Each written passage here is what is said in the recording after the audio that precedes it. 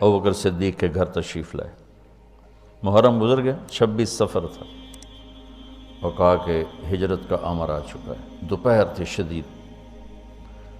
ابوبکر رہتے تھے جو بڑا ہوٹل نہیں بنا، بڑا ہوٹل لمبا چوڑا، اس کے پیچھے جو محلہ تھا یہاں تھا ابوبکر۔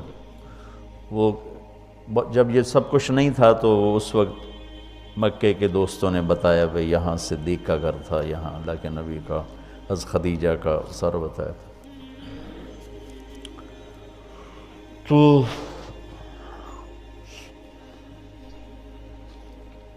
ادھر رات کو یہ سارے لوگ اکٹھے ہوئے اور انہیں گھر کا گھیرا ڈال لیا۔ گرمیاں تھیں، ستمبر کا مہینہ تھا، تو آپ نے حضرت علی کو اپنی جگہ لٹایا باہر، چادر اوپر لے کے لیٹ گئے، اور آپ ان کو بیچ میں سے چیر کے نکل گئے۔ وَجَعَلْنَا مِن بَيْنِ أَيْدِيهِمْ سَدًّا وَمِن خَلْفِهِمْ سَدًّا فَأَغْشَيْنَاهُمْ فَهُمْ لَا يُبْصِرُونَ۔ تو شیطان نے شور مچایا، نکل گیا نکل گیا نکل گیا۔ ایک لمحے کے لیے وہ اندھے ہو گئے، پھر ایسے دیکھا تو وہ سویا ہوا ہے، سویا ہوا ہے۔ ایسے ہی کسی نے آواز لگائی، اور کمبخت ایمان سے خالی تھے،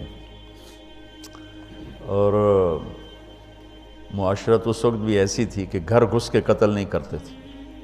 یہ ان کے اصول تھے کہ کسی کو گھر کے اندر جا کے قتل نہیں کرنا، کہ عورتیں خوف زدہ نہ ہوں، بچے خوف زدہ نہ ہوں۔ یا مسجدوں میں آگے تو بھائی پھر انتظار کرتے رہے۔ جب صبح ہوئی تو حضرت علی اٹھے۔ اچھا انہوں نے کیا کیا، انہوں نے کہا پتھر مارو، دیکھو کیا کرتا ہے، شاید کپڑا ہٹائے چہرے سے، تو پتھر مارے۔ تو حضرت علی کو پتھر کر ہائے کرے آئے، لیکن چہرہ سے کپڑا نہیں ہٹایا۔ صبح ہوئی تو کدھر ہے محمد کا، مجھے کیا خبر، تم باہر تھے میں اندر تھا، مجھے کیا خبر۔ تو پھر وہ کہنے لگے ہمیں شک تو رات کو ہی پڑ گیا تھا، اس لیے کہ اسے جتنے بھی پتھر پڑتے تھے کبھی ہائے نہیں کرتا تھا، اور تیری جو ہائے تھی نا، رات کو شک میں پڑ گئے تھے کہ یہ وہ نہیں ہے، لیکن بس ہم دھوکہ کھا گئے۔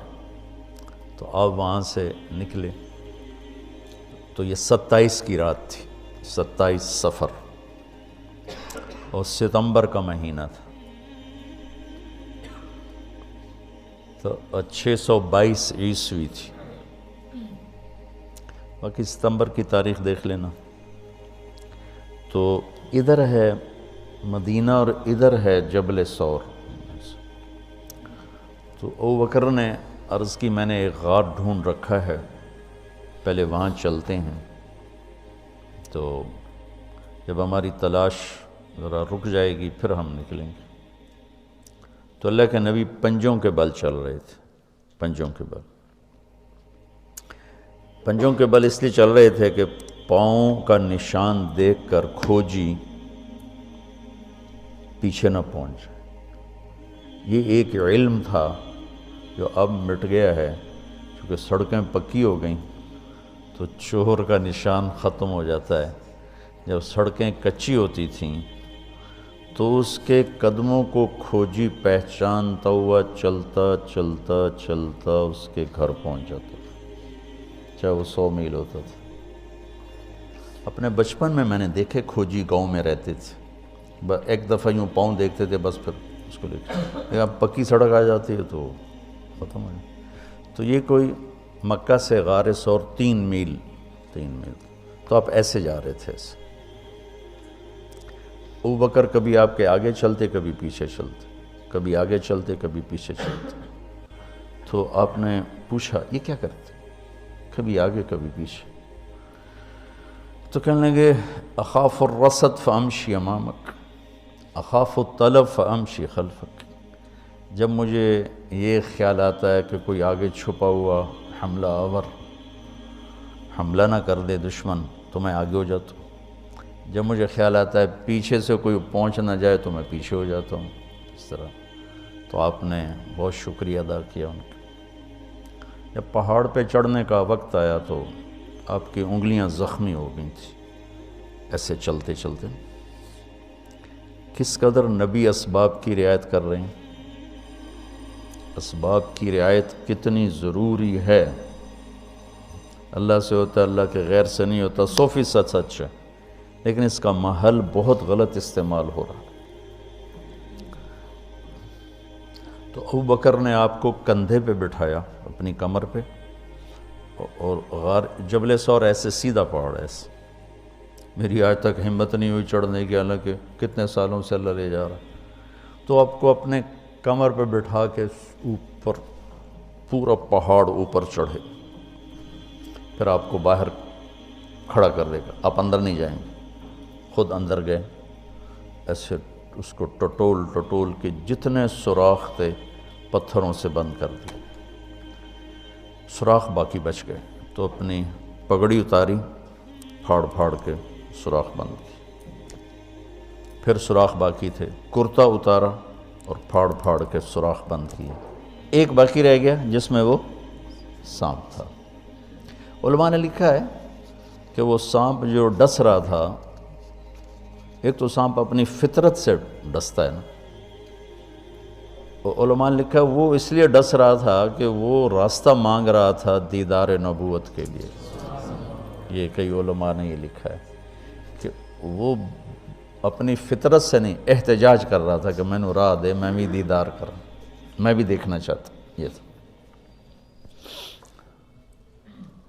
تو کہا یا رسول اللہ آئیے، جب آپ اندر تشریف لائے تو اندھیرا تھا، پتہ نہیں چلا، تھوڑی سی روشنی ہوئی تو دیکھا ابوبکر کا نہ کرتا تھا نہ عمامہ، تو آپ نے پوچھا تیرا کرتا کدھر ہے، تیری پگڑی کدھر ہے، تو انہوں نے اشارہ کیا کہ یہ سارے سوراخ تھے، تو اللہ کے نبی کی آنکھیں چھلک پڑیں، اور آپ نے ایک دم بے ساختہ کہا یا اللہ میں ابوبکر سے راضی ہوں، تو بھی اس سے راضی ہو جا اور اسے جنت میں میرا ساتھی بنا دے۔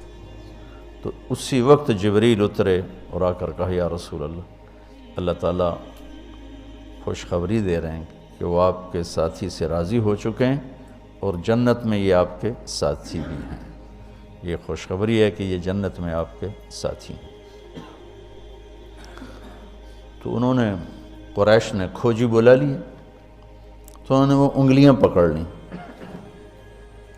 اور ان انگلیوں پہ چلتے چلتے چلتے جبل ثور پہنچا دیا۔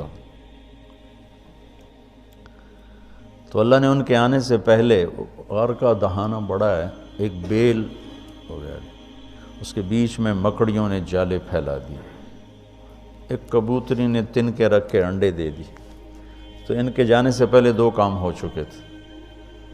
تو وہ کھوجی کیسا، حالانکہ پہاڑ پہ تو، کچی زمین پہ تو پورا پاؤں لگتا ہے، پہاڑ پہ تو ایسے ایک آدھ کوئی نشانی پڑتا ہوگا، تو کیسا علم تھا، ان کو لا کر اس نے دروازے پہ کھڑا کر دیا، کہیے اس سے آگے کوئی نہیں۔ تو ابی بن خلف کہنے لگا تیرا دماغ خراب، یہ جالا محمد کی پیدائش سے بھی پہلے کا بنا ہوا ہے، اور تو کہتا ہے ادھر گھس گئے، بے وقوف کہاں لے کے آ گیا؟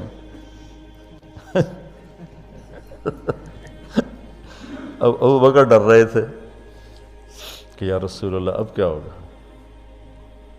تو آپ نے کہا ما ظنک باثنین اللہ ثالثہما، جن کا اللہ ساتھی ہو ان کو کیا پریشانی۔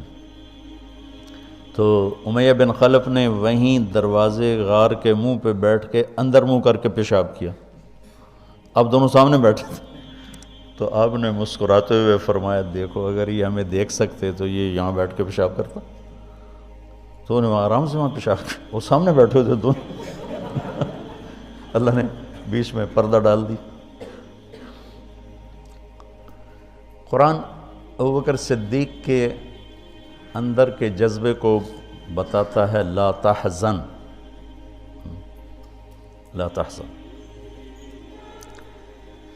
قوم موسیٰ جب سامنے پانی اور پیچھے فرعون، تو ان کے جذبات کی ترجمانی کرتا ہے انا لمدرکون، انا لمدرکون۔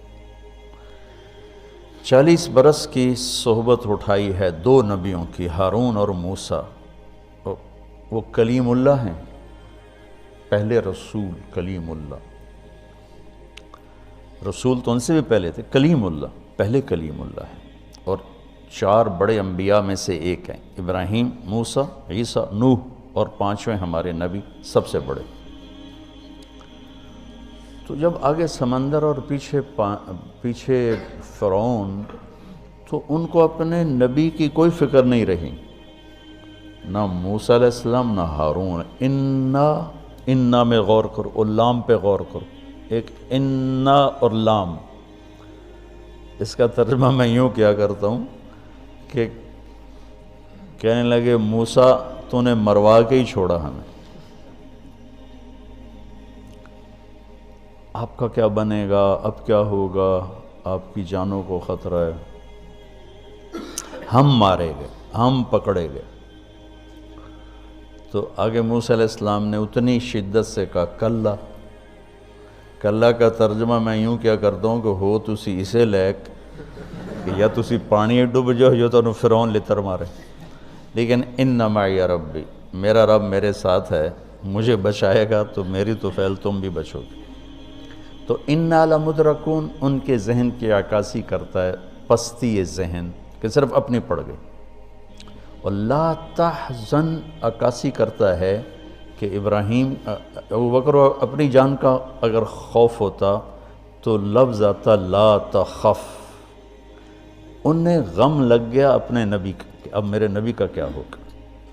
تو حزن اپنے لیے نہیں، اپنے دوسرے کے لیے، اب آپ کا کیا بنا، اب میرے نبی کا کیا بنے گا، اس کیفیت کے لیے قرآن نے اس میں عظمت صدیق ہے، لا تحزن، کہ انہیں اپنا کوئی فکر نہیں تھا، انہیں فکر پڑ گیا نبی کی۔ تو انہوں نے کہا ان اللہ معنا، اور ان اللہ معنا صدیق کو بھی اپنے ساتھ لے لیا، تیرے میرے دونوں کے ساتھ اللہ ہے، فکر نہیں۔ موسیٰ علیہ السلام نے صرف اپنے آپ کو لیا ان کے اس جملے کی وجہ سے، ان معی رب، میرا رب میرے ساتھ۔ تو یہ یعنی اس امت اور اس امت کا فرق میں آپ کو بتا رہا ہوں کہ دونوں لفظ قرآن میں ہیں، سبحان، کیا کمال ہے۔ اور میں سوچتا ہوں کتنے پست عقل لوگ تھے، اتنے معجزے دیکھ کر 4 قدم چلے تو کہنے لگے اجعلنا الہا کما لہم آلہہ، بالکل ہی بدھو تھے۔ اور اللہ کے نبی فوت ہوئے، اور ابو بکر کا خطبہ سنو، من کان یعبد محمدا فإن محمدا قد مات ومن کان یعبد اللہ فإن اللہ حی لا یموت۔ وہ کہہ رہے ہیں اجعلنا الہا کما لہم آلہہ، موجودگی یہ انبیاء، 2 انبیاء کی موجودگی، اور یہاں وہ دنیا چھوڑ چکے ہیں اور ان کا ایک ادنا خادم اعلان کر رہا ہے، من کان یعبد محمدا فإن محمدا قد مات ومن کان یعبد اللہ فإن اللہ حی لا یموت۔ یہ پرچی یہیں رہنے دینا، کل اس پر تھوڑی بات کریں۔